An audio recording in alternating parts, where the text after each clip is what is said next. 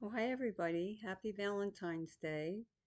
Today is 59 years ago today that God sent me home to my family after having been abducted and almost murdered. So Valentine's Day is a very special day for me. Now, it wasn't before I was a Christian. Before I was a Christian, it was a very sad day because I used to count the years of this secret that I had kept for many years. But then after I became a Christian, it was a great day because I realized God had spared my life. But today, what I wanted to talk about, I thought I would tell a funny story. And it's not really a Valentine story, but it's part of my story. It's in my book, The Road to Mercy, A Journey of Secret Survival and Redemption. And trying to see what chapter it's in.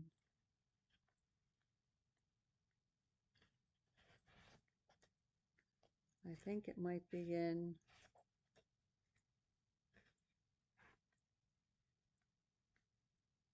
I'm not picky. Yeah, I'm not picky, chapter 23. That's the chapter where I tell this story. So, if you know my story, if you've read my book, or if you don't, for years, up until I was 26, I had went from one relationship to the next, all Mr. Wrongs. Every single one of them was Mr. Wrong. Not good relationships at all, very dysfunctional, sex, alcohol, marijuana, nothing meaningful, no deep relationships, no normal relationship. And then after I became a Christian, I had a desire to get married, and I had never had a normal relationship. And one of my new friends, she was a Christian, a coworker, she was getting ready to get married, and she told me she had made a list of exactly what she was looking for in a husband. And she was on a trip to Israel, and she put her prayer requests in the Wailing Wall. So I decided to make my list. She had suggested that. And um, I believe she quoted Psalm 37:34, which has been my life verse. Delight thyself in the Lord, and he shall give you the desires of your heart. So I made my list, what exactly I was looking for in a future spouse. I even prayed that I'd put the right things on my list.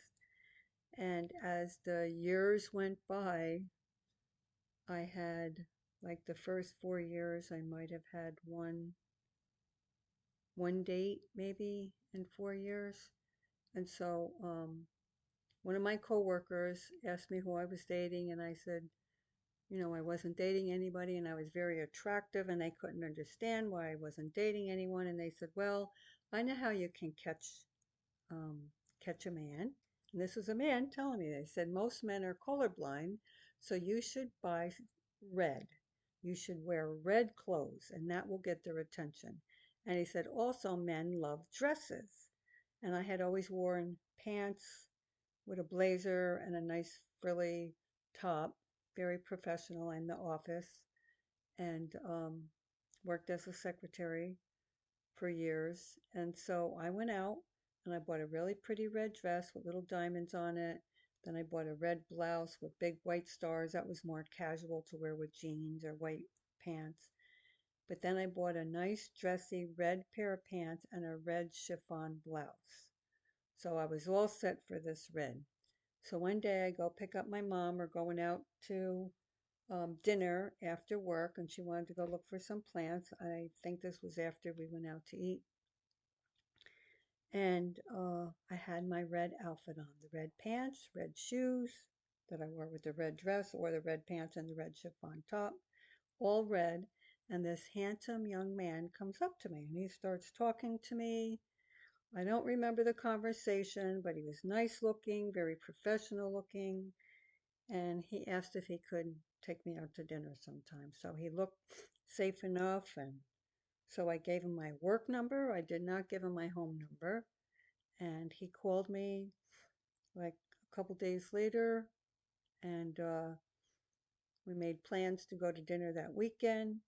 I didn't give him my home address.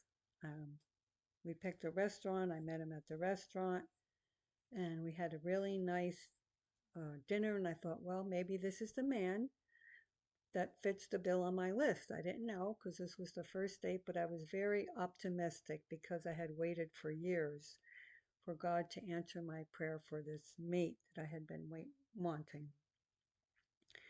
So here is the red outfit that I wore that day. This isn't the day, this is a couple years later. It's kind of blurry. The original's not that good. Anyway, that's me. That was probably around 1985, so I was probably around 30 years old in that picture.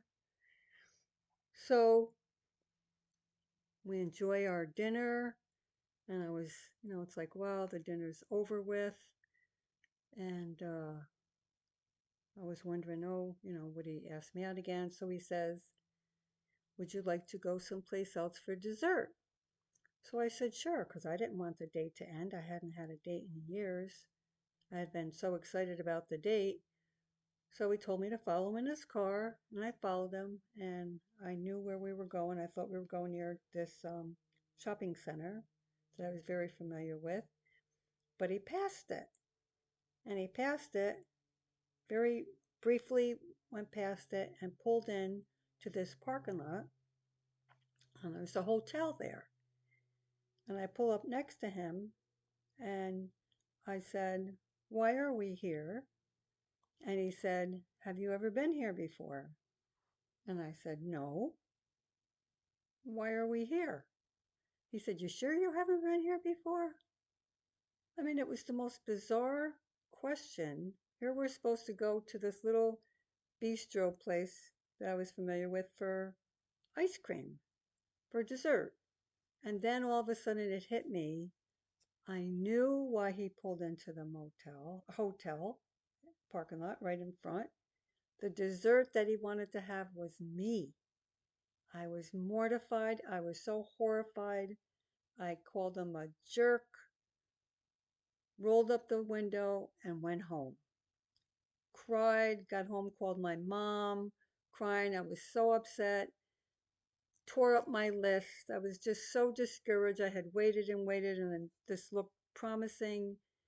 And here he was back to being just like those other jerks from before I was a Christian. And my mom encouraged me.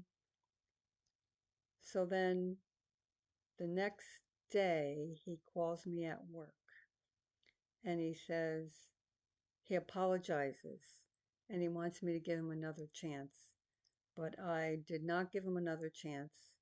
I said, no, that's it, not interested, and hung up. Never heard from him again. But I don't remember his last name. I wish I did because I would love to tell him that the story is in this book because he looks like such a cad in the book, just void of any morals. And so anyway, that's my story about the red outfit. And it just since it was Valentine's Day, I was thinking I would share that story because I was wearing all red and it's Valentine's Day. So I thought my little Shih Tzu's here. I was going to see if I could get her to come by to say hello. But anyway, I also wanted to share Genesis 2:18, and this is what I stood on for years. The Lord God said, it is not good for the man to be alone. I will make a helper for him. And so I'd say, Lord, you said it's not good for the man to be alone. I will make a helper for him. And in Psalm 37:4, you said, delight thyself in the Lord, and he shall give you the desires of your heart. Trust also in him, and he shall bring it to pass. And I did. I delighted myself in the Lord. I put myself first. Put him first, did not myself first. I put him first in everything, meaning his ways, his word, how did he want me to live, always doing things the Christian way. How did he want me to react or behave in a certain situation, respond in a certain situation, I'm trying to make room so I can get my little dog over here. I had all my Bibles. So come here, Prissy. Let me see if I can get her over here. I've got so much stuff here. Let's see if I can get her. Sorry, wasting all this time on this video. Prissy, come here. Come here. Come here. Say hi. I want you to say hi. Oh, this is Prissy. And she's got her red bows. Whoops. You got all that hair around your face. I can't tell where it is, which side. So hey, I put little red bows. I make all her bows. Huh. She's a little Shih Tzu. She's a little Shih Tzu and she's spoiled rotten. Huh? You spoil? You spoil rotten. She is. So anyway, I wanted to encourage anybody who's looking for a mate that to go to God for your mate and remind him of his word. And sometimes it might happen right away. I've prayed for people and it happened in 1 year. Somebody took up dancing lessons. Somebody else got reunited with an old high school sweetheart. But then there's people that I prayed for years and years and years and years, and they still haven't met anyone. But there also could be something blocking it because before, so I didn't finish the story. Yeah, so I'm praying for a husband for years. I had that disastrous date. That might have been around 1985. And then it was 3 years later, and I didn't go to bars anymore. I didn't join any singles thing, and everybody said, well, what do you think? God's just going to drop them in your lap? And May 9th, 1988, I won't forget it. I was wearing a white chiffon dress with great big yellow polka dots, and I was running late for work, didn't have time to blow dry my long dark hair. And there was a handsome man sitting in my boss's office, and I didn't know who he was. 2 weeks later, we went to lunch for the first time. He was an auditor from Virginia. Now I'm from upstate New York, so this is an office in upstate New York. And he was there Monday through Friday, going to be there for months doing an audit. So 2 weeks later, we went to lunch for the first time. And then the following week, we went to lunch for the second time. And I went home and told my mother I met the man I'm going to marry. I knew because I knew because I knew this was the man I was going to marry and that he was everything on my list. 2 years later, we were married. He finished that audit. He was there for months, went back to Virginia. Then they sent him back up to upstate New York for a second audit for a couple months. And then he made a third audit. And each time our relationship got stronger and stronger.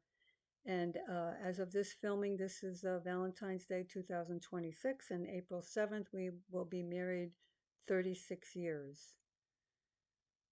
So that was how I met my sweetheart and how God answered my prayer for a husband. So I highly recommend to people to go to God and to remind him of his word, but then there might be something blocking it. So before I met my husband, not too long before, I felt like there was something blocking it, and I went to my pastor's wife and told her my story.